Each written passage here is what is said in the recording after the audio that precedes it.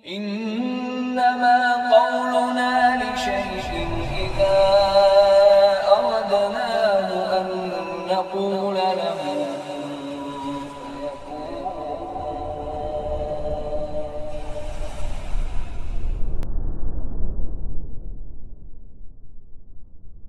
السلام عليكم ورحمة الله وبركاته.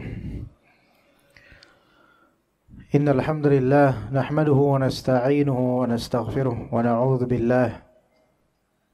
بالله من شرور أنفسنا وسيئات أعمالنا. من يهده الله فلا مضل له ومن يضلل فلا هادي له. أشهد أن لا إله إلا الله وحده لا شريك له وأشهد أن محمدا عبده ورسوله لا نبي بعده. فإن أصدق الحديث كتاب الله وخير الهدي هدي محمد صلى الله عليه وسلم وشر الأمور محدثاتها وكل محدثة بدعة وكل بدعة ضلالة وكل ضلالة في النار. أما بعد.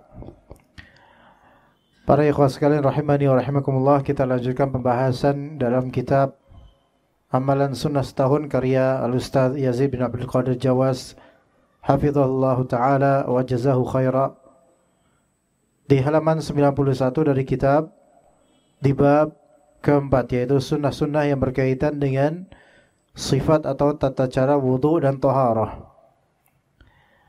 Wudu adalah bagian dari toharah, dan toharah lebih umum daripada wudu,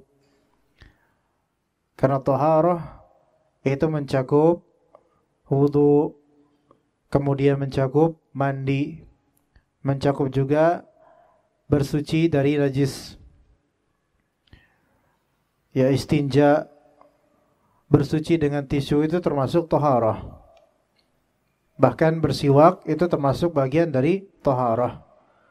Maka toharah, bersuci, ini lebih umum daripada wudu, dan wudu lebih khusus daripada toharah, karena wudu adalah salah satu bagian dari toharah. Kata penulis hafizahullah, setelah membuka pembahasan amalan-amalan ritual sunnah dengan pembahasan tentang menuntut ilmu dan pembahasan tauhid, penulis kemudian melanjutkan dengan amalan ritual lainnya seperti berwudu, bersuci, kemudian salat dan seterusnya. Pembahasan wudu ini hanya bersingkat ringkasan di kitab ini. Adapun bagi pembaca yang ingin meluaskan pembahasan dapat membaca dalam buku penulis yang telah terbit, di antaranya kitab Sifat Wudu dan Salat Nabi SAW yang ditulis oleh penulis, yaitu Ustaz Yazid bin Abdul Qadir Jawas hafizahullah ta'ala. Kita mulai di sini amalan-amalan seputar sifat atau tata cara wudu.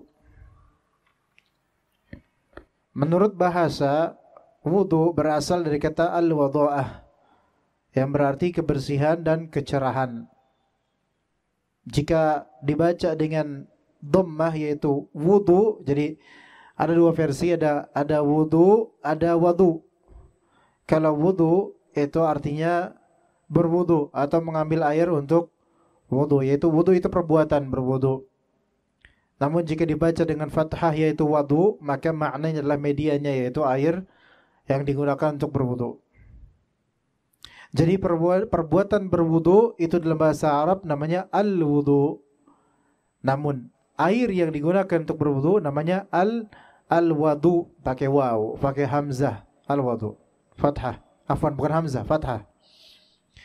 Dikatakan tawadda'tu lis-shalah, yaitu aku berwudu untuk salat. Menurut syariat, wudu definisinya adalah menggunakan air yang suci dan mensucikan untuk mencuci atau membasuh anggota badan tertentu yang telah diterangkan dan disyaratkan oleh Allah guna menghilangkan apa yang menghalangi seseorang dari melaksanakan salat dan ibadah lainnya. Kita ulangi, wudu itu apa? Isti'mal, yaitu menggunakan air yang suci dan mensucikan. Maka wudu harus dengan air yang suci dan mensucikan, bukan hanya air yang suci saja. Dan air menurut ulama, keumuman ulama baik di mazhab Syafi'i maupun Hanbali, terbagi menjadi tiga macam. dalam mazhab Syafi'i menjadi 4 macam, tapi kita ringkas menjadi 3 saja, yaitu ma'un tahur, air suci menyucikan. Macam kedua, ma'un tahir ghairu mutahhir, air suci namun tidak bisa mensucikan. Yang ketiga, ma'un najis, air yang najis. Ya, air yang najis. Taib. Maka di sini air dalam fikih Islam, keumuman madhab menjadikan air terbagi menjadi 3. Yang pertama, ma'un tahur, tahir mutahhir, yaitu dia air suci secara zat dan bisa mensucikan pemakainya. Ma'un tahur ini, suci dan mensucikan ini adalah air yang tetap pada keaslian penciptaannya. Keaslian penciptaannya dan tidak terkontaminasi oleh zat yang mengubah sebutannya. Ya, maka ma'un tahur disebut juga ma' mutlak, air mutlak. Yaitu air yang tetap pada keasliannya dan tidak terkontaminasi oleh zat yang mengubah sebutannya. Ya. Tidak terkontaminasi oleh zat yang mengubah sebutan air itu. Maka kalau air itu masih disebut sebagai air oleh syariat atau oleh keumuman orang, maka dia disebut air suci menyucikan. Boleh dipakai untuk wudu dan mandi junub dan mandi haid atau nifas. Jadi air itu masih pada keaslian dia dan tidak terkontaminasi oleh zat yang mengubah sebutannya. Tidak terkontaminasi sini yaitu tidak tercampuri dengan perubahan. Kontaminasi sini berarti ada percampuran dan pengubahan. Tidak dicampuri dan diubah oleh zat yang mengubah sebutannya. Kalau air, ini air tahur, suci menyucikan karena kita menyebutnya air. Dia tetap pada keasliannya sebagai air dan tidak terkontaminasi oleh zat yang mengubah sebutannya sebagai air. Apakah dia ada campurannya? Ya mungkin ada zat-zat yang mungkin dari pabriknya mencampurinya dengan sesuatu, namun campuran tersebut tidak mengubah sebutan ia sebagai air bebas. Adapun kalau misalnya deh, ini air putih, khalas, air putih maksudnya air mutlak. Antum tambahkan misal teh celup, taruh celupan di sini. Mulai berubah, terkontaminasi menuju warna kuning atau merah. Dan kontaminasi ini membuat orang mengubah sebutannya dari yang tadinya air menjadi teh. Atau dari air biasa, air gitu doang, menjadi air teh. Atau menjadi teh, udah gitu. Maka pengubahan disebabkan kontaminasi, pengubahan sebutan disebabkan kontaminasi zat di luar air. Ini menunjukkan ia telah berubah statusnya dari tahur atau suci menyucikan menjadi level kedua, yaitu tahir ghairu mutahhir, suci namun tidak mensucikan. Apakah air teh itu suci? Suci secara zat. Apakah dia bisa mensucikan orang yang berwudu dengannya? Tidak bisa. Apakah bisa mandi junub dengan air teh? Tidak bisa. Maksudnya tidak bisa, ini tidak sah. Karena dia telah terkontaminasi oleh zat yang mengubah sebutannya menjadi air teh. Ya begitu ya. Ini air tahur, bisa dipakai untuk wudu.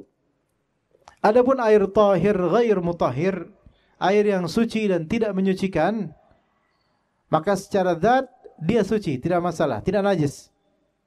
Dia suci. Namun untuk penggunaannya tidak berefek pada status wudu atau mandi seseorang. Kalau seseorang mandi junub dengan air suci namun tidak menyucikan, maka dia tetap dianggap junub. Misal, seorang lagi junub, kemudian dia mau mandi di bak yang dipenuhi dengan bunga. Dan karena penuh dengan bunga, maka air tersebut pun berbau bunga dan disebut air bunga. ya, atau rendeman bunga atau semisal itulah. Maka ketika dia mandi junub dengan air itu, apakah sah mandi junubnya? Tidak sah. Karena bersuci taharah untuk mandi junub dengan mandi junub ini dipersyaratkan harus dengan air level pertama, yaitu air yang tahur, suci dan mensucikan. Apakah air bunga suci? Suci. Namun tidak bisa menyucikan karena telah terkontaminasi oleh zat lain, zat eksternal di luar air yang mempengaruhi sebutannya sebagai air murni. Begitu. Ya, maka ini level kedua. Level ketiga yaitu air najis. Cairan atau air najis. Dan air najis ini dia imma mutanajis atau najis lidzatihi. Imma dia najis lidzatihi atau mutanajis. Najis lidzatihi yaitu dia berbentuk air namun memang dia najis secara zat. Seperti air kencing. Maka ini najis secara zat. Namun air kencing yang najis secara zat ini yang sahih adalah air kencing manusia dan air kencing binatang yang haram dimakan dagingnya, maka air kencingnya najis.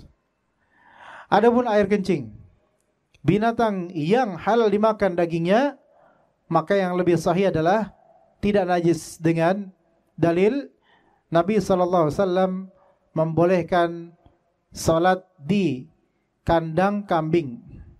Dan dalam kandang kambing itu pasti ada kotoran kambing, baik pipisnya maupun tinjaknya. Maka pipis dan tinjak binatang yang halal dimakan dagingnya, itu yang sahih adalah tidak najis. Yang sahih adalah tidak najis. Begitu juga dengan Nabi SAW pernah menyuruh beberapa kalangan untuk berobat dengan meminum air kencing unta. Jika air kencing unta itu najis, maka tidak boleh bertadawi atau berobat dengan zat yang najis, apalagi sampai masuk ke mulut atau ditelan. Kita nggak boleh menelan sesuatu yang najis. Maka menunjukkan dengan pengkiasan unta dan juga kambing, menunjukkan bahwa saya kotoran, air kencing dan tinjak semua binatang yang halal dimakan, yang lebih sahih adalah tidak najis. Maka dia termasuk tahir, suci namun tentu tidak bisa menyucikan. Suci namun kotor. Suci namun kotor. Suci itu status dari segi fikihnya, kotor itu status dari segi urufnya. Suci itu status dari segi fikihnya, yaitu dia tidak najis. Adapun kotor, bahasanya seperti reget, kotor dan semisalnya, maka itu tinjauan kemanusiaannya. Adapun tinjauan fikihnya, maka itu suci. Suci dengan kotor itu dua hal yang tentu seolah bertentangan, padahal bisa bersatu dalam satu zat. Contoh, kaki antum misalnya kelihatan kotor. Kalau misalnya sujud, orang yang di belakang antum melihat kaki antum kotor, tapi dia suci. Karena kotornya ini karena kena debu-debu atau tanah. Tanah itu kotor secara kemanusiaan, tapi dia bisa dipakai untuk tayamum. Berarti dia suci. Namun kotor dari segi apa? Kemanusiaan yang tidak biasa bercokol dengannya. Nah itu aja, khalas. Ya. Baik, maka kotoran binatang yang halal dimakan dagingnya itu memang kotor, namanya disebut kotoran. Tapi secara fikih dia tidak najis. Itu yang lebih sahih, sesuai dengan dalil yang tadi kita sampaikan. Dan air kencing binatang yang halal dimakan dagingnya tentu tidak bisa dijadikan media untuk wudu atau mandi junub atau mandi haid dan nifas. Karena kendati pun dia tidak najis, dia tidak sampai level tahur nomor pertama, yaitu dia hanya level tahir ghair mutahhir, suci namun tidak bisa menyucikan. Begitu ya. Jadi air mutlak yaitu air yang masih di keasliannya sebagai air yang sesuai penciptaan asalnya dan tidak terkontaminasi oleh zat yang menyebabkan perubahan sebutan untuknya. Yang tadi air biasa menjadi air teh, Tadinya air biasa menjadi air kopi. Tadinya air biasa menjadi air bunga. Dan seterusnya. Ya. Jadi wudu menggunakan air yang suci dan mensucikan untuk mencuci atau membasuh anggota badan tertentu yang telah diterangkan dan disyariatkan oleh Allah Azza wa Jalla. Tujuan wudu apa? Tujuan wudu untuk menghilangkan penghalang salat dan ibadah semisal salat. Ada beberapa ibadah yang disyariatkan berwudu untuk melakukannya. Yang paling utama itu salat. Kata Nabi sallallahu alaihi wasallam, Miftahus salati at-tuhur. Kuncinya salat adalah bersuci. Ya, miftahus salati at-tuhur. Kuncinya salat adalah bersuci. Juga kata Nabi SAW, la yaqbalullahu salata ahadikum hatta yatawadda. Atau la yaqbalullahu salata man ahdatha hatta yatawadda. Allah Ta'ala tidak menerima salatnya orang yang berhadas sampai dia berwudu. Maka wudu atau dalam keadaan suci merupakan syarat sah solat. Syarat sah solat. Itu yang pertama. Yang kedua, tawaf. Karena tawaf ini dikiaskan dengan solat. Nabi SAW menyebutkan solat dan tawaf itu sama. Tawaf di Baitullah, di Ka'bah. Namun perbedaannya adalah solat tidak diperbolehkan di dalamnya kalam insan biasa, yaitu obrolan, nggak boleh. Adapun tawaf masih diperbolehkan untuk ngobrol. Ya, tetap sah tawafnya. Namun syarat sah tawaf yaitu apa? Harus dalam keadaan apa? Suci. Kalau misalnya kita melakukan umrah, misal setelah tawaf dianjurkan untuk salat di dekat makam Ibrahim. Makam di sini bukan kuburan ya. Makam di sini adalah tempat berpijaknya Nabi Ibrahim alaihissalam.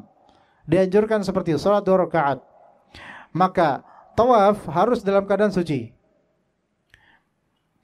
Ya, dari hadas kecil maupun hadas besar. Setelah tawaf, salat 2 rakaat itu juga wajib dalam keadaan suci karena dia melakukan salat. Maka tawaf dan salat diwajibkan dalam keadaan suci. Setelah salat 2 rakaat itu kemudian melakukan apa?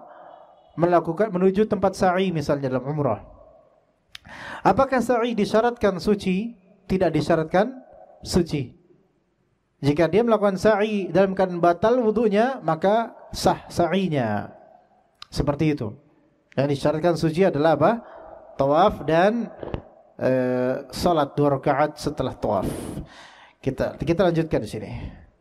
Allah Subhanahu wa taala berfirman, "Ya ayyuhalladzina amanu idza qumtum ilas salati faghsilu wujuhakum wa aydiyakum minal marafiq wamsahu biru'usikum wa arjulakum minal ka'bain."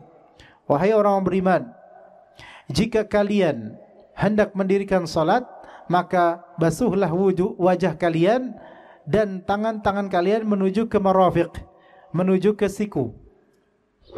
Maka di sini basuhlah wajah kalian. Basuhlah wajah kalian. Pendapat yang lebih sahih adalah madmadah, istinsyaq, istinthar dan membasuh wajah itu suatu rukun wudu, yaitu kumur-kumur harus. Istinsyaq, menghirup, itu harus minimal sekali dan mengeluarkannya. Menghirup dengan hidung, menghirup air dengan hidung itu harus. Itu pendapat yang lebih sahih. Kemudian membasuh wudu. Membasuh wajah.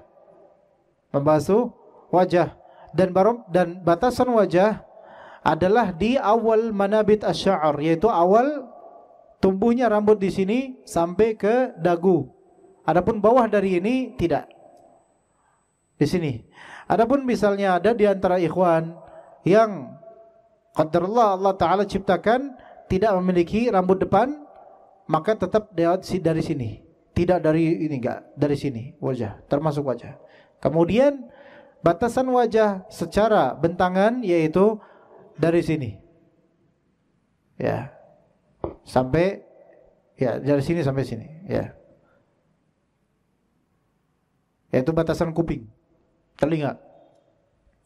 Faghsilu wujuhakum wa aydiyakum minal marafiq. Aidi itu tangan. Dan semua ini bagian dari tangan. Ini semua tangan. Ini tangan, iya, ini tangan, ini semua tangan. Ya, ini tangan, ini tangan, ini tangan. Namun jika mau dirinci, ini kaf namanya. Ini kaf, yaitu telapak tangan. Ini namanya zahirul kaf, ini namanya batin al-kaf. Ini namanya dhira' ini, dan ini adud. Dan ini namanya mirfaq dalam ini. Dan ini namanya asbu' atau jamaknya asabi'. Nah, wudu itu wa aydiyakum, tangan kalian, ilal marafiq, dari sini sampai al marafiq, sikut juga kena. Makanya yang lebih tepat ketika membasuh tangan dimulai dari ini ke sini. Walaupun boleh dia di keran dia kayak gini dulu, dari sini ke sini, itu sah, tetap sah. Namun kalau kita melihat zahirnya ayat wa aydiyakum ila, menuju ke marafiq, berarti menuju, berarti ya dari sini ke sini. Itu yang lebih sahih. Ya, walaupun sebaliknya sahih juga enggak masalah. Ya, tapi lebih sahih dari ini. Ilal marafiq. Sikut kena. Sikut kena. Ya. Wamsahu bi ru'usikum. Dan usaplah kepala-kepala kalian. Mengusap kepala, maksudnya kepala sini adalah rambut. Atau kepala jika memang tidak memiliki rambut. Dan batasannya adalah dari awal tumbuhnya rambut pada umumnya manusia sampai ke atas tengkuk atau sampai tengkuk. Itu batasannya. Dan perlu diketahui betul-betul bahwasanya Allah memerintahkan si wamsahu, dan usaplah, bukan basuh. Membasuh dengan mengusap memiliki perbedaan. Walaupun sama-sama medianya air, namun membasuh itu memerlukan air yang lebih dari sekedar basahan, melainkan dia tetesan atau hamburan air yang bisa mengalir di anggota tubuh walaupun hanya mengalir sejenak, tapi bisa mengalir. Adapun mengusap, maka dia cukup ada basahan di tangan saja, terus diusap, maka itu sudah cukup. Itu bedanya. Maka ketika berwudu, kalau untuk wajah, keran, kita kan gini. Yang menunjukkan di sini ada genangan air dan itu bertetes-tetes banyak ketika kayak gini. Nah, ini kan ma yang sail, air yang mengalir. Ya, itu air yang benar-benar banyak dan mengalir, bisa menyeluruh ke seluruh wajah. Bisa menyeluruh ke seluruh wajah, dan itu sahih, itu yang sahih untuk membasuh. Adapun mengusap, kan kalau misalnya kepala itu kan setelah tangan, gimana? Ya, sahih, tangan bukan? Ya, tangan, kemudian kan kita giniin air, mengusap. Kenapa giniin air? Kita nggak perlu banyak-banyak, nggak perlu banyak-banyak. Maka terus gini, ke belakang, terus ke depan lagi. Itu yang lebih sahih. Bagaimana dengan tata cara sebagian orang, apalagi kita waktu anak-anak dulu ketika wudu, apalagi bulan puasa, boro-boro kayak gini. Bukan kayak gini, tapi ada keran kita giniin. Apakah sah atau tidak? Itu insya Allah tetap sah. Karena apa? Karena tetap kena air. Namun dari tata cara tidak benar. Sah secara hukum fikih, namun prakteknya itu tidak tepat, tidak benar. Begitu. Insya Allah sah. Kalau sekarang udah bangkotan masih seperti itu, maka amat disayangkan. Ya. Kalau memang mau memperbanyak seperti itu, di luar wudu ya ikhwan. Jangan di dalam wudu, karena wudu ada tata cara yang tepat sesuai sunnah Nabi SAW.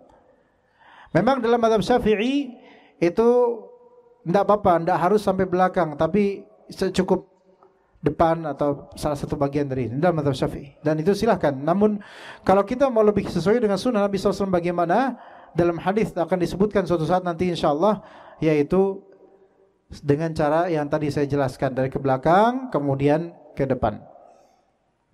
Mungkin kecuali perempuan. Kalau perempuan dengan rambut panjangnya, walaupun sebagian ulama mengatakan untuk perempuan sama dengan laki-laki tata caranya, namun wallahu alam beda. Perempuan dimaafkan karena panjangnya rambut, apalagi kalau di luar rumah dia harus menutup rambutnya dengan kerudungnya, maka dia cukup sebagian aja yang dia mampu. Wamsahu bi ru'usikum wa arjulakum ilal ka'bain. Kemudian membasuh, bukan mengusap, membasuh kedua kaki kalian, membasuh kaki-kaki kalian menuju ke ka'bain. Ka'ab itu mata kaki. Ka'ab adalah mata kaki. Ya. Jadi kaki kalian dibasuh, dicuci. Dengan lafal ila menuju ke ke mata kaki, ini menunjukkan bahwasanya membasuh atau mencuci kaki itu dimulai dari jari-jarinya sampai kemudian ke mata kakinya, begitu. Walaupun kalau dibalik itu juga tetap sah secara fikih. Namun zahirnya tidak seperti itu sebaiknya. Ya. Itu untuk kaki, ka'bain, kaki. Wa in kuntum junuban fattahharu, dan jika kalian junub maka bersucilah kalian. Jika kalian junub, ya, maka mandilah. Fattahharu sini artinya mandi. Mandi termasuk bagian dari tathhir atau taharah. Apa itu junub? Junub secara bahasa adalah jauh. Junub secara bahasa artinya adalah jauh.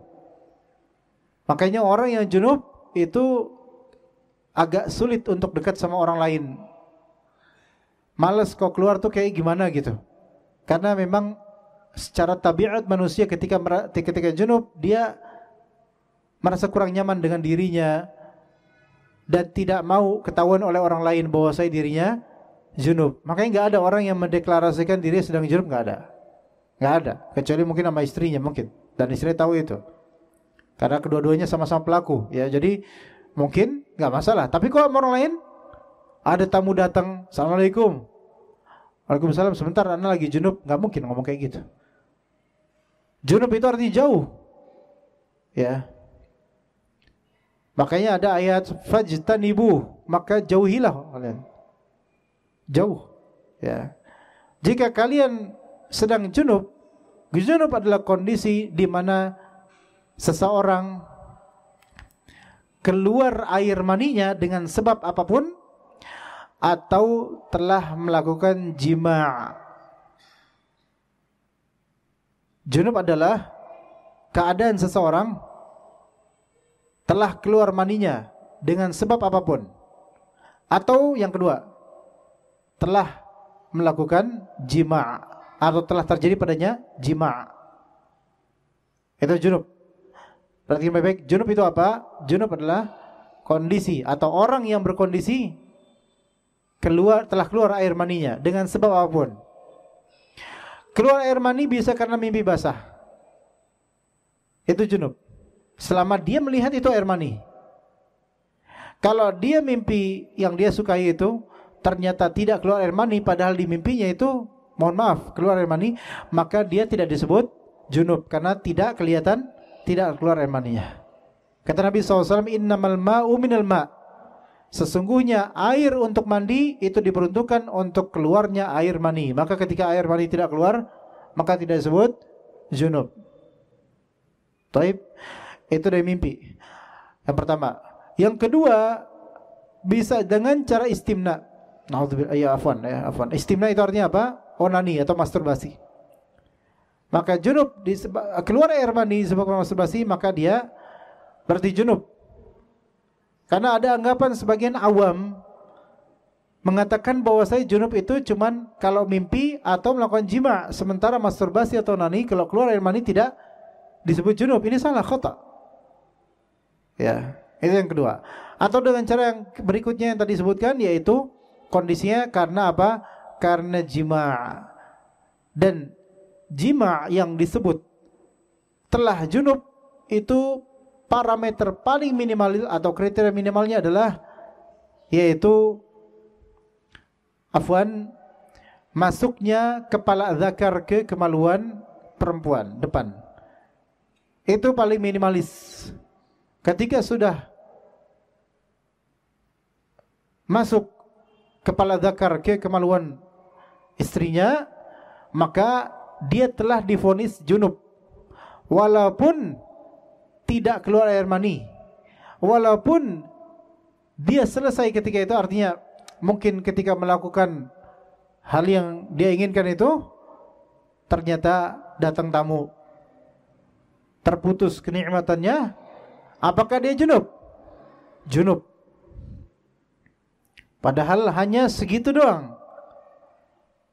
Ya, walaupun belum keluar air mani, maka disebut junub. Maka junub adalah status atau kondisi orang yang keluar air mani dengan cara apapun, atau apa tadi, telah terjadi padanya perbuatan jima', telah terjadi padanya perbuatan jima' yang paling minimal adalah masuknya kepala zakar ke kepulauan perempuan, termasuk istri. Apalagi kalau lebih dari itu, ya, maka itu sudah tergolong junub.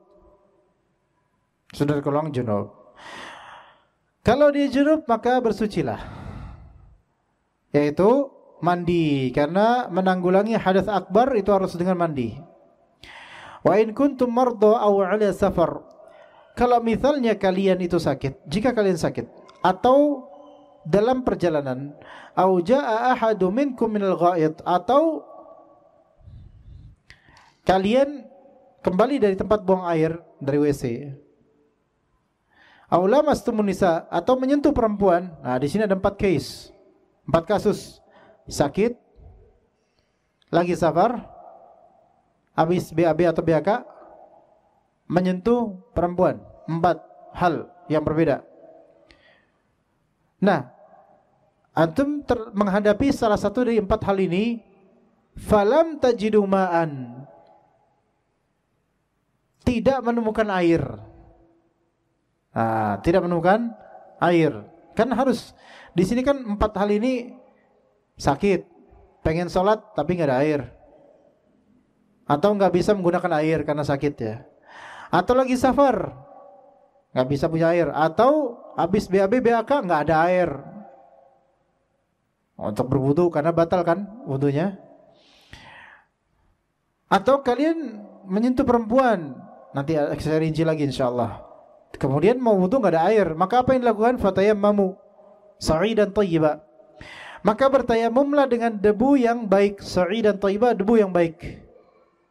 Dan cara tayamumnya adalah famsahu biwujuhikum wa aydikum minhu, dan usaplah dengan debu itu wajah kalian dan tangan kalian. Tangan yang lebih sahih dalam hadis adalah sampai sini saja, sampai kaf saja, enggak perlu sampai sini. Tapi sebagian mazhab sampai sini. Ala kulli hal terserah yang mana, silakan, tapi yang lebih sahih adalah sini. Maksudnya terserah di sini, kalau Anda mengikuti pendapat yang sampai sini maka itu ada dasarnya, namun saya lebih rekomendasikan yang sampai sini saja. Begitu. Nah, masalah sini, wa in kuntum marda, jika kalian satu sakit, aw ala safar, atau lagi safar, aw jaa ahadum minkum minal ghaid, atau habis BAB BAK, aw lamastumun nisa, atau habis menyentuh perempuan ya. Marda yaitu kalian sakit. Sebagian orang sakit membutuhkan apa? Membutuhkan air, ya, untuk berwudu. Namun ternyata karena dia sakit, dia tidak dapat air misalnya. Atau ini yang lebih mungkin, dia sakit yang penyakit tersebut tidak memungkinkan dia untuk menggunakan air untuk berwudu. Imma karena kedinginan, dia lagi demam keras gitu, nggak bisa pakai air, ya, taib, dan tidak bisa memanasi air, pakai air hangat nggak ada penghangat air. Maka yang seperti ini disebut tidak menemukan air, dalam artian tidak mampu menggunakan air. Itu boleh dengan tayamum, begitu. Jadi dia punya penyakit yang kalau dia pakai air ini nggak bakal bisa, tambah parah sakitnya, maka dia pakai tayamum dengan debu. Atau misal case lain, kondisi lain, orang sakit berbaring di rumah sakit dan dia tidak bisa bergerak kemana-mana. Tiba waktu sholat, bahkan sampai hampir selesai waktu sholat, tidak ada yang mewudukannya dan tidak ada debu yang bisa dia raih. Apa yang dilakukannya? Maka dia sholat dengan keadaan apa adanya dia, walaupun tanpa wudu, tanpa tayamum. Jangan dia kemudian pakai alas atau menembakkan tangannya ke tembok atau mungkin ke gagang bed, gagang kasur atau selimut, tek, niatin tayamum. Tayamum pakai apa antum? Mana debunya? Kan kata Allah, fatayammamu sa'idan thayyiban, debu yang baik, debu yang bebas dari najis. Sekarang kalau di ini mana debunya? Begitu juga di pesawat, sebagian memfatwakan harus tayamum. Air ada bro, air ada di kamar mandi, pakai air. Tayamum itu enggak boleh kecuali falam tajidu ma'an. Betul kita lagi safar, ini kesalahan sebagian dari orang jemaah. Bahkan ada sewaktu saya bimbing umrah, ya, ada pertanyaan masalah apa? Ketika kita di atas pesawat, kita itu pakai air, maksudnya wudu, pakai air atau tayamum? Saya bilang ya pakai air lah, wudu pak. Kan di kamar mandinya ada di pesawat. Naik Saudi lagi, bagus-bagus kamar mandinya. Nggak habis, insya Allah airnya nggak habis. Ya. Oh nggak bisa ya Ustaz pakai debu? Ya nggak bisa pak. Pertama ada air, sehingga ketika ada air kan nggak boleh tayamum pakai air, kecuali kalau antum sakit yang nggak memungkinkan pakai air, atau mungkin antum lemah tubuhnya, sementara pesawat gerada geruduk, dan kalau ke kamar mandi itu nggak bisa wudu sama sekali, mungkin itu boleh dah pakai tayamum. Itu pertama. Kedua, bantahan kedua, antum tayamum pakai apa? Mana debunya? Kan bisa di jok apa, di dinding atau di kursi. Oke, giniin deh, ada nggak debu nempel? Nggak ada. Berarti itu bukan sa'idan thayyibah, bukan debu yang baik, nggak ada debu. Kalau emang mau pakai debu, di bawah tuh, di sendal-sendal antum mungkin ada debu. Ah itu, coba. Wah, kotor dong. Enggak, itu thayyib, debu. Tapi ada pengen sholat, masa pakai bekas tanah-tanah sendal? Itu thayyib tetap. Emang sendal antum nginjek tai kucing nggak? Enggak, ya udah kan. Pakai itu. Namun ada beberapa dari ustaz mengatakan, waktu itu salah satu ustaz pembimbing juga di situ mengatakan, Ustaz bukannya rukhsah Ustaz. Ya ini salah. Rukhsah itu yaitu ketika tidak mampu dengan air, dan itu pun harus dengan tayamum dengan apa? Dengan debu. Mana debunya? Sekarang kalau kayak gini, coba lihat Pak, debunya nggak bisa tayamum di sini, nggak bisa ya kawan, nggak bisa. Parkiran tuh bisa tuh, ada nempel tuh debu-debu. Nah itu tuh, itu baru debu. Ya, seperti itu. Udah azan belum coba? Hah? Oh tadi udah suara azan itu ya? Oh ya, afwan, nggak tahu.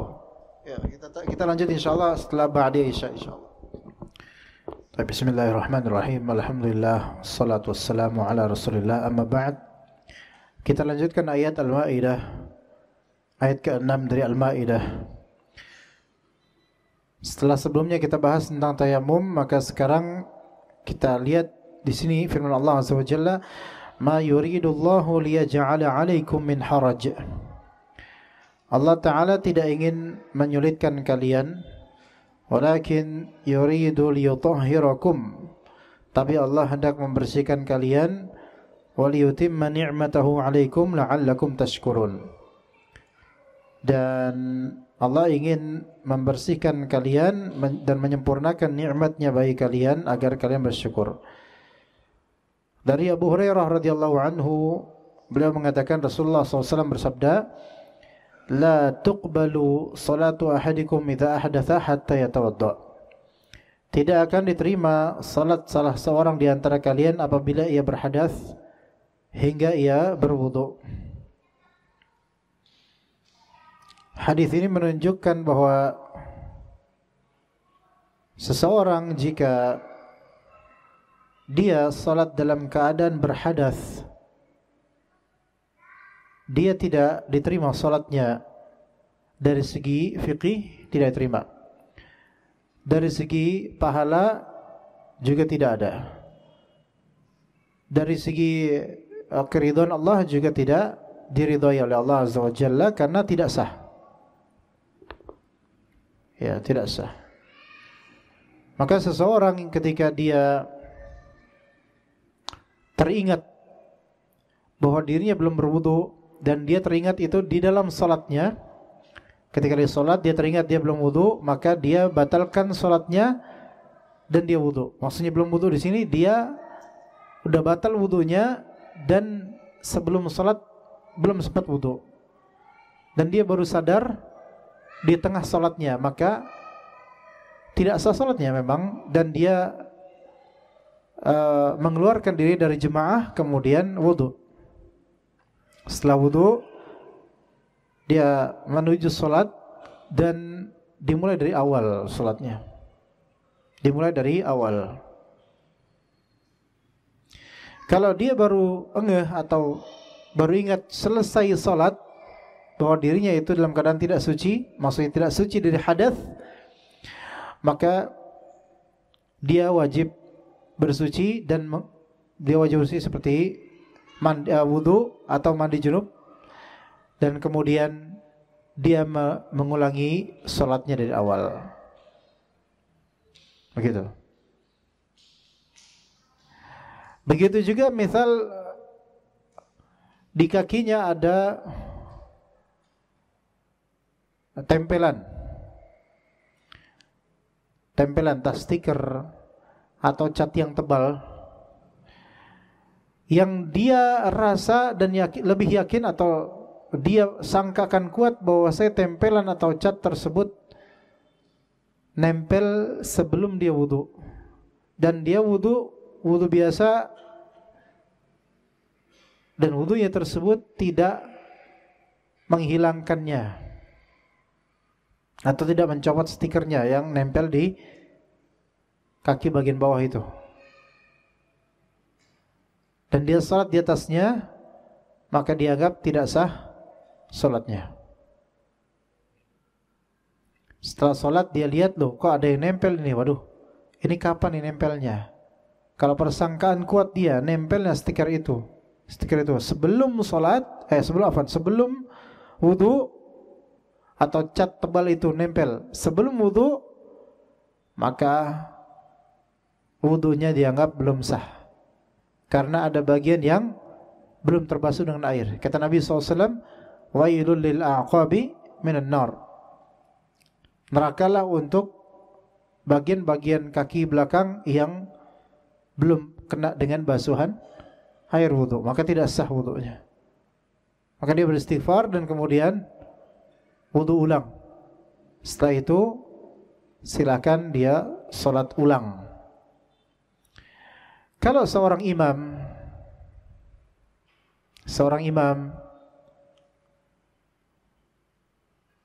ternyata dia lupa wudu atau lupa mandi junub di salat subuh, dan dia jadi imam, di pertengahan atau bukan, setelah selesai sholat dia baru teringat kalau dia belum wudu. Atau belum mandi junub. Intinya dia berhadas gitu aja, baik besar maupun kecil, sehingga dia tahu sholatnya tadi dirinya tidak sah. Maka apa yang dilakukan? Apakah dia jelas dia wajib mengulang, ya dia wajib mengulang. Cuman sekarang apa yang dia lakukan? Apakah dia harus mengumumkan ke jemaah akan hal tadi atau gimana? Gitu. Taib. Ada rincian di sini jemaah. Jika ini salah satu pendapat ulama ya, karena ada dua pendapat nih, Pendapat pertama, jika baru saja ya belum lama tadi ya, baru selesai salam atau misalnya masih zikir setelah salat subuh atau zikir setelah salat salam, jika memang masih ada jemaahnya di hadapannya, maka yang lebih afdal dia mengumumkan bahwasanya dia tadi salat dalam keadaan berhadas dan dia lupa. Ya. Dan dia lupa. Maka dia katakan ke jemaah, afwan jemaah, mungkin lebih terjaganya, lebih menjaga kita salat ulang. Kalau dia imam rawatib mengumumkan hal tersebut, kemudian dia tetap ingin dirinya lah jadi imam, maka jemaah wajib menunggu dia, harus menunggu dia. Kalau dia memang rawatibnya, nggak boleh ada nggak ada yang berhak untuk jadi imam selain dia, kecuali kalau dia mengizinkan ikhwan lain jadi imam. Fadl, antum menjadi imam, anda pengen wudu dulu, antum aja jadi imam, fadl. Atau anda wudu dulu, antum aja jadi imam, anda terlanjur malu misalnya, maka boleh ada orang lain jadi imam dengan seizin dari imam rawatib ini. Itu jika belum lama, ya. Ada pendapat lain dari ulama yang mengatakan, khalas, salat telah terjadi, yang wajib diulang hanyalah imamnya saja tanpa harus memberitahu jemaah, karena salatnya makmum itu sesuai persangkaan makmum itu sendiri. Maka sah versi mereka, tidak sah versi imam. Faham enggak jemaah? Karena sekarang yang tidak sah hanya imamnya saja, melainkan makmum itu ya mereka sesuai persangkaan mereka bahwasanya salat mereka benar, ya khalas. Ya, itu pendapat mazhab Hanbali. Nah, begitu. Adapun jika jemaah sudah berpencar, sudah lewatlah masing-masing lah udah nafsi-nafsi khalas, maka wallahu alam tidak harus diumumkan, melainkan khalas biarkan mereka berpencar dan tidak perlu diumumkan di toa masjid. Bapak-bapak, ibu-ibu, assalamualaikum warahmatullahi wabarakatuh. Apa ditambah dengan innalillahi wa inna ilaihi raji'un. Nah, ini musibah memang, karena salat kok berhadas gitu ya. Tapi enggak perlu. Cukup untuk dirinya sendiri saja. Begitu. Ya, memang ada kaidah. Man sahhat salatuhu sahhat imamatuhu. Siapa yang sah salatnya maka sah keimamannya. Itu kaidah.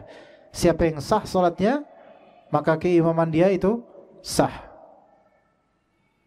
Terbaliknya apa? Balikannya apa? Siapa yang tidak sah salatnya maka keimamannya tidak sah. Berarti makmum tidak sah juga gitu. Tetapi kaidah tersebut tidak secara mutlak. Ketika makmum berhusnudzon bahwasanya imam ini sah salatnya, maka makmum sah salatnya. Itu yang lebih sahih. Jika makmum berhusnudzon bahwasanya imam ini sah salatnya, maka para makmum yang husnudzon sah salatnya, enggak perlu mengetahui misteri di balik imam. Apakah imam ini junub? Enggak perlu kan antum nanya kepada imam, apalagi imam salat Isya tadi, Ustaz lagi junub enggak mungkin. Malah justru habis itu anda nggak mau jadi imam, dicurigain kok gitu kan. Dan kita nggak perlu tahu imam ini Syiah atau apa, nggak perlu tahu antum. Selama antum tahu kelihatan zahir muslim, dia imam, diangkat jadi imam, khalas. Kecuali kalau emang antum tahu dari awal dia ini musyrik atau Syiah atau dukun atau peminum khamar atau semisalnya, maka enggak. Ya, begitu. Enggak antum jangan berimamkan dengannya. Begitu. Taib. Tidak akan diterima salat seseorang di antara kalian apabila ia berhadas sampai dia berwudu baru dia terima salatnya. Dari Abu Sa'id radhiyallahu anhu, ia berkata Rasulullah SAW bersabda, "Miftahu salati at-tuhur." Kunci salat adalah bersuci. Wa tahrimuha takbir. Tahrim yaitu pengharaman perbuatan-perbuatan dalam salat itu dimulai dari takbiratul ihram, wa tahliluha taslim, dan tahlil penghalalan bolehnya melakukan sesuatu di luar salat itu adalah salam. Jadi ketika takbiratul ihram Allahu akbar, hal-hal di luar salat diharamkan untuk dilakukan di dalam salat, seperti makan, minum, apalagi tidur, ngerumpi di luar salat nggak boleh, apa dalam salat. Nanya kabar orang di sampingnya, ya nggak boleh lah. Allahu akbar, antum gimana kabarnya? Nggak bisa. Tapi dulu sahabat di awal-awal turunnya perintah salat, para sahabat melakukannya karena belum tahu, belum diwajibkan untuk diam, belum mengerti bahwasanya itu tidak boleh dulu. awal-awal. Namun setelah itu ditegur oleh Nabi SAW. Ya. Jadi kunci salat adalah bersuci. Tanpa kunci enggak jadi salat itu. Kecuali kalau memang keadaan darurat. Waktu mepet, tidak ada air, tidak ada debu. Seperti dia rumah sakit misalnya tidak ada siapa-siapa, dia terbangun, terjaga, enggak ada air, enggak ada debu, ya udah salat tempat itu. Khalas. Yang penting salat, harus salat. Wa tahrimuha takbir, tahrimnya yaitu hal yang membuat dia tidak boleh melakukan hal-hal di luar salat adalah takbiratul ihram. Dan takbiratul ihram itu ucapan Allahu Akbar, bukan raf'ul yadain ini. Ini namanya raf'ul yadain, mengangkat tangan. Hati-hati ini. Harus tahu kalau antum tidak mengucapkan Allahu Akbar di awal takbiratul ihram salat, maka salat antum tidak sah. Walaupun 50 tahun antum kayak gitu. Enggak ada yang sah salatnya. Enggak ada yang sah. Dari kecil sampai bangkotan enggak ada yang sah salatnya. Kalau di awal tidak pernah mengucapkan apa? Allahu Akbar. Karena itu rukun. Rukun salat kedua setelah atau ketiga setelah niatan berdiri takbiratul ihram. Dan takbiratul ihram ucapan lisan, baik dia berbisik atau agak keras, pokoknya ada suara Allahu Akbar atau berbisik Allahu Akbar. Allahu Akbar. Sebagian orang ada yang mengira takbiratul ihram itu adalah angkat tangan, sehingga dia cuma cukup gitu. Tidak mengucapkan Allahu Akbar, tidak sah. Walaupun 1000 tahun dia hidup kayak gitu, enggak sah itu salatnya. Iya. Enggak ada Allahu Akbarnya. Enggak sah salatnya. Ini di takbiratul ihram pertama ya. Adapun berikut-berikutnya takbiratul intiqal, pas mau ruku Allahu Akbar, berdiri sami Allahu liman hamidah, maka itu sebagian ulama mewajibkannya, sebagian ulama mensunahkannya. Beda ulama, beda pendapat. Tapi yang paling penting adalah yang paling pertama ini. Harus ucapkan takbiratul ihram Allahu Akbar. Kita beri tanbih ini. Jangan sampai puluhan tahun kita hidup enggak ada yang sah salatnya. Nauzubillah min dzalik. Gara-gara apa? Hal yang dianggap sepele. Yaitu ucapan Allahu Akbar di awal salat. Padahal itu yang menjadikan itu salat adalah Allahu Akbar itu di awal. Begitu. Ya.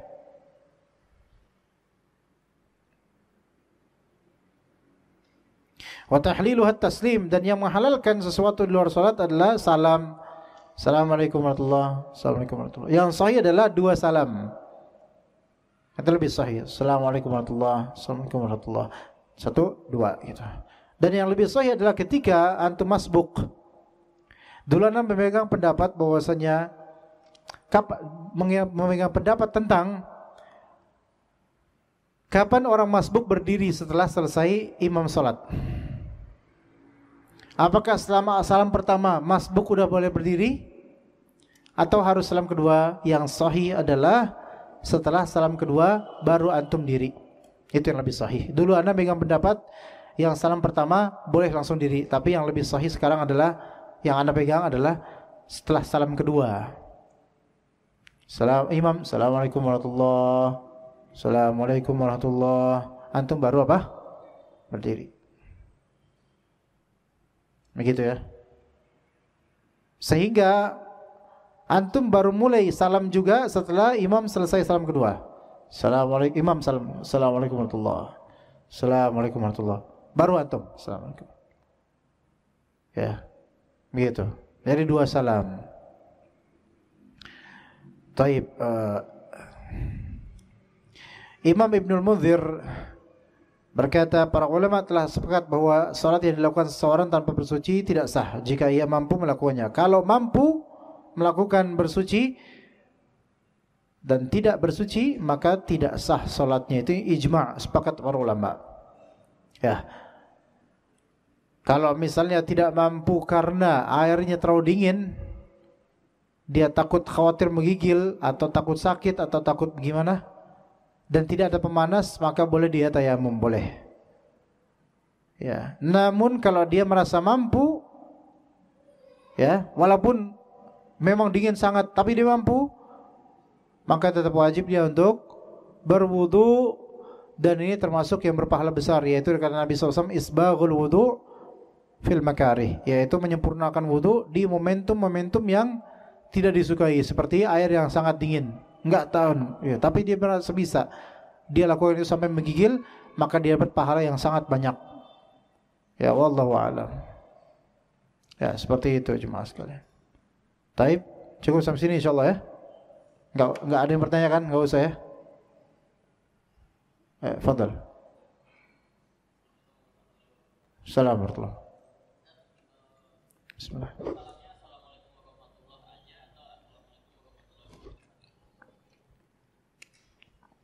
Riwayat-riwayat berkaitan itu beragam. Ada yang mengatakan Assalamualaikum warahmatullahi wabarakatuh pertama, Assalamualaikum warahmatullahi wabarakatuh kedua. Namun Allah alam yang biasanya adalah Assalamualaikum warahmatullahi. Assalamualaikum warahmatullahi. Namun ada juga riwayat Assalamualaikum warahmatullahi wabarakatuh, Assalamualaikum warahmatullahi. Gitu, 3, 2. Adapun riwayat yang nengok kanan kiri namun Assalamualaikum warahmatullahi. Nah, ini sebagian ulama mendhaifkan riwayat itu. Yang kedua enggak salam. Enggak ada suara, enggak salam. Enggak ada suara, enggak ada lafal. Ini riwayat yang wallahu alam sebagian ulama melemahkannya. Ya, Assalamualaikum warahmatullahi. Memang nengok sih, cuman enggak ada suaranya, sehingga makmum nungguin yang kedua kapan nih, kayak mau nungguin. Lah, imamnya udah balik badan ternyata. Ya gitu. Jadi kayak biasa ya, Assalamualaikum warahmatullahi. Assalamualaikum warahmatullahi. Dah gitu.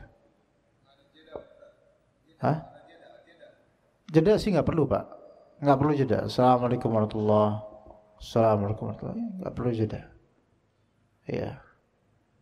Lagi pula kalau jeda, apalagi panjang jedanya itu membuat apa namanya was-was makmum. Assalamualaikum warahmatullahi. Makmum ngirain ini imam udah selesai dua-duanya, jadi makmum takutnya mendahului imam. Sebaiknya nggak usah. Maksudnya jeda itu cuman jarak dia mampu untuk ke kiri gitu aja, segitu, natural aja lah, enggak. Ya. Assalamualaikum warahmatullahi. Terus mikir-mikir evaluasi, ini sholat saya benar enggak ya tadi ya? Lama gitu. Ya. Makmum udah subhanallah, subhanallah, subhanallah, subhanallah. Ya. Gitu ya. Iya, Pak. Assalamualaikum warahmatullahi wabarakatuh. Waalaikumsalam warahmatullahi wabarakatuh. Mengenai tayamum, Ustaz. Iya, Pak. Misalkan di pesawat ataupun di mobil umum gitu ya. Kadang-kadang kita melaksanakan tayamum itu melalui apa tuh? Dinding gitu, Pak. Itu gimana gitu? Ya. Saya belum jelas mengenai harus tayamum ke bawah, mungkin orang pada ngelihat gitu kalau begitu kan. Gimana gitu perasaan gitu. Tayamum ke dinding kalau ada debunya nggak masalah. Tapi kalau nggak ada debu bukan tayamum namanya, Pak. Ya nggak? Kan dinding pesawat itu kan biasanya bersih. Kalau berdebu ya nggak laku dong pesawatnya. Kemudian jok depan juga kan apa? Nggak ada debu, Pak. Memang Pragawati apa sih namanya? Pramugari itu emang mereka menaburkan debu di enggak kan? Atau mereka menyediakan buntelan debu nih Pak buat tayamum? Enggak. Hanya diperkirakan saja. Hanya ya berarti kalau mau tayamum cari debunya. Nah, di mana coba debu? Ya di lantai mungkin yang itu pun debunya udah terserap dengan karpet. Kalau emang ada debunya ya. Begitu. Makanya kalau emang enggak ketemu debu, ya kholas dia sholat dengan apa adanya dia. Enggak berwudu, enggak apa. Tapi kalau dia bisa berwudu, enggak boleh tayamum, harus berwudu, Pak. Kecuali mungkin misal maaf Bapak misalnya badan Bapak tidak kuat untuk apa? Ke kamar mandi. Gitu kan? Kamar mandi ini kan agak sempit, kemudian gerak-gerak dan khawatir celaka gitu loh. Nah, ini khawatir enggak apa-apa. Ya. Boleh wudu di tempat duduk. Bisa enggak? Kalau emang enggak bisa, maka kholas, ya udah. Dan enggak ada debu, ya kholas. Dan debu itu bukan sesuatu yang harus dipaksakan ada. Ketika nggak ada, ya udah, nggak usah tayamum. Nggak usah ketika antum pergi kemana safar, antum bawa buntelan debu di plastik. Buat apa pak? Tanah kuburan? Bukan. Ini buat apa kok debu tanah kayak gini? Buat tayamum. Ini namanya takalluf namanya. Memberatkan diri. Jadi let it flow aja pak. Allah itu maha tahu kemampuan hambanya. Begitu pak. Ya. Oke, udah ya? Ya, ya. Assalamualaikum warahmatullahi wabarakatuh. Waalaikumsalam warahmatullahi. Tentang itu Pak Ustadz. Itu dideketin. Nah. Tentang wudu. Ya wudu. Itu saya pernah wudu di tempat WC. Tempat WC? Iya. Iya tempat klosetnya? WC. Iya. Di sampingnya. Itu sah apa enggak ya? Di ininya, di embernya. Iya. Kan sampingnya ada tuh. Nah, sampingnya WC. Apa itu sah enggak? Ya Pak wudunya? Di embernya pak. Dari air embernya, air baknya WC itu. Itu apa kerannya di keran? Air kerannya. Iya air kerannya. Iya. Ya, dengan mandi. Itu bersatu ya benar dengan bersatu. Sah apa enggak itu soal itunya wudunya Pak? Dalam Sunan Abu Dawud disebutkan dalam kitab Thaharahnya bahwa saya ada larangan wudu di kamar mandi atau mirhad atau WC. Kemudian dijelaskan oleh Syekh Ibn Raslan, salah satu ulama Syafi'iyah, larangan wudu di kloset atau WC ini atau tempat mandi dan misalnya itu ketika tidak ada saluran air. Paham nggak di sini? Jika ada saluran air, maksudnya saluran air keluar gitu loh. Jika ada saluran air dan lantai aman insyaallah maka sah. Yang dilarang itu kan ketika tempat tersebut tidak ada saluran air keluar, cuman lantai gitu dan berpotensi tergenang najisnya. Nah ini nggak boleh. Karena ada beberapa kamar mandi yang mampet misalnya atau apalah gitu, atau bukan mampet tapi bentuk apa ubinnya itu membuat ada air tergenang. Nah yang kayak gitu nggak boleh. Karena ini dikhawatirkan ini bekas air masih najis atau kena kencing atau misalnya. Makanya kalau memang ada saluran airnya lebih afdol antum siram dulu bagian lantainya, kemudian wudu di situ. Aman insyaallah. Jadi bukan zat WC-nya, karena di WC nggak boleh wudu, bukan. Tapi disebabkan apa? Ada nggak saluran air keluar gitu loh. Potensi najisnya masih ada nggak di lantai, gitu aja maksudnya ya, begitu. Jadi sah insyaallah. Tolong Kak diestafetkan gimana? Nggak dikirim aja, taruh kasih itu aja, nggak usah antum. Kasih situ aja. Kasih itu aja di ini nama jemaah, nggak usah antum. Assalamualaikum warahmatullahi wabarakatuh. Waalaikumsalam warahmatullahi wabarakatuh. Pertama mau nanya ini wudu apakah harus 3 kali membasuhnya, misalnya muka 3 kali. Yang kedua kalau mandi wajib itu sebelum mandi wajib apakah harus berwudu juga? Ya, Assalamualaikum warahmatullahi wabarakatuh. Waalaikumsalam. Jangan kebanyakan Pak pertanyaan Pak, soalnya udah malam ini. Ya. Yang pertama wudu itu sunnahnya 1. Wudu itu wajibnya 1. Wajah sekali basuh wajib, tangan sekali basuh wajib, kaki sekali basuh wajib, ya. Kepala sekali usap wajib. Adapun untuk 3 kali maka itu sunnah. 2 atau 3 itu sunnah. Untuk wajah, tangan dan kaki sunnah 3 kali. 2 atau 3 sunnah.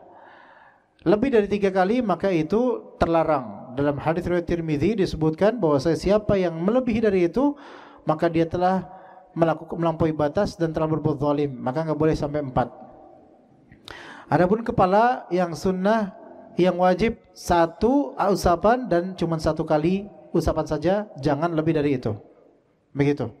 Walaupun dalam mazhab Syafi'i ada yang membolehkan sampai 3 kali, namun yang lebih sahih adalah sekali saja. Itu yang pertama. Yang kedua apa tadi? Sebelum mandi wajib, mandi haid atau misalnya, harus sih tidak. Cuman itu adalah tata cara mandi junubnya Nabi SAW, dimulai dengan wudu. Dalam Sahih Bukhari dan Sahih Muslim, Rasulullah SAW memulainya dengan wudu. Tapi sebelum wudu, Rasulullah SAW membersihkan kemaluannya terlebih dahulu. Ya, membersihkan kemaluannya terlebih dahulu. Begitu. Allahu a'lam. Jadi nggak harus. Kalau misalnya antum junub kemudian antum tidak mengikuti tata cara itu, namun antum niatan mandi junub dengan cara nyemplung di kali yang bersih, maka balik-balik dari kali udah bersih antum, sah. Boleh langsung sholat, nggak apa-apa. Kecuali kali yang di sini, ini nggak bisa. Nyemplung, tinggal lama itu kalau di sini. Iya. Gimana? Ada di sini ada yang mau nanya apa? Betul. Oh udah, kelas. Tapi kita coba sampai sini insyaallah. Sallallahu ala nabiyina Muhammad wa ala alihi wa sahbihi ajma'in. Subhanakallahumma bihamdika asyhadu an la ilaha illa anta astaghfiruka wa atubu ilaik. Assalamualaikum warahmatullahi wabarakatuh.